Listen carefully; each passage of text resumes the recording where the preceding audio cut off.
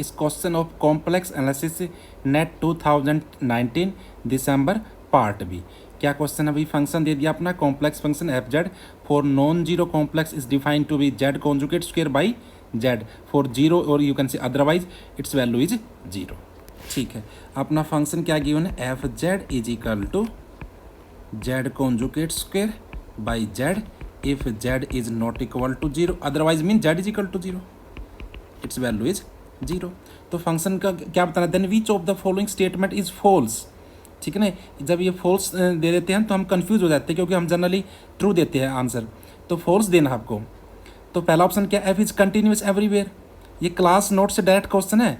इस क्वेश्चन को हम जब डिस्कस करते हैं हम ये देखते हैं भाई ऊपर पावर कितनी है, ऊपर पावर 2 है, नीचे पावर 1 है। जब जनरली ऊपर पावर ज़्यादा होती है तो फंक्शन कंटिन्यूस होता है क्योंकि लिमिट जीरो पे जीरो टेंड कर जाती है। Okay, f is not analytic in any open neighbourhood of zero, z into F Z satisfy the C R equation at zero, f is analytic in some open neighbourhood of C. क्योंकि ये direct class notes का क्वेश्चन है तो हम ये जानते हैं ना ये फंक्शन अपना, this function is everywhere analytic, ठीक है ना, and this function is nowhere analytic, so question is nowhere analytic. तो इसके बारे में हम डायरेक्ट कह सकते हैं this will implies F is nowhere analytic. ठीक है ना भाई। अब देखना आपको फोर्थ स्टेटमेंट बतानी है, तो फोर्थ स्टेटमेंट बतानी है तो ऑप्शन नंबर 4 पढ़ना एक बार। हम ये जान गए ना कि फंक्शन तो कहीं एनालिटिक नहीं है, लेकिन फोर्थ ऑप्शन में क्या कह रहा है? F is analytic in some neighbourhood of C, मतलब ये कहना चाह रहा है f is somewhere analytic, but this is not true.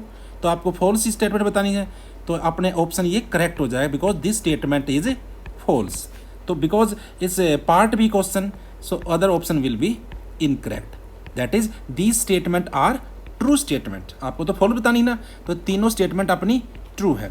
जैसे कि कुछ वेरीफाई करना चाहे तो कर सकते हैं, एफ इज कंटिन्यूअस एवरीवेयर। ठीक है, एफ आपका देखना भाई नॉन जीरो कॉम्प्लेक्स नंबर पे तो कंटिन्यूअस है बिकॉज ऑफ पोलिनोमियल, और जेड कॉन्जुगेट क्या होता है? कंटिन्यूअस तो होता ही है।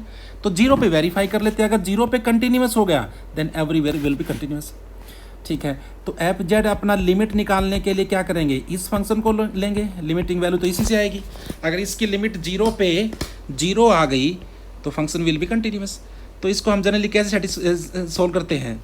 इसको पोलर फॉर्म में चेंज करते हैं, जेड कॉन्जुगेट से मल्टीप्लाई डिवाइड कर देते हैं। So this will be Z conjugate cube by Z into Z conjugate mean mod of Z square. अब पोलर में इजी हो जाएगा ना, बिकॉज डिनोमिनेटर में क्या आ जाएगा? X square plus Y square आ जाएगा, X minus iota Y cube upon X square plus Y square. अब ये टर्म आ गया तो काम ईजी हो गया, पोलर फॉर्म में चेंज कर लो, एक्स को आर कोस थीटा पुट कर दो, वाई को आर साइन थीटा पुट कर दो, तो ये क्या बन जाएगा अपना? This will be R cube cos theta minus iota sine theta cube by R square power cancel हो जाएगी, that will be R into cos theta minus iota sine theta cube. और जब लिमिट लगेगी जेड टेंड टू जीरो और R tend to zero, this will approach to zero, and because this function is bounded so by squeeze और sandwich limit will be zero, और so function is continuous. ठीक है ना, तो statement जो अपनी first है ये ट्रू स्टेटमेंट है ना, लेकिन आपको तो फॉल्स बतानी थी। ऐसे ही हम जानते हैं फंक्शन स्टेटमेंट 2 देखना, F is not analytic in any open neighbourhood of zero.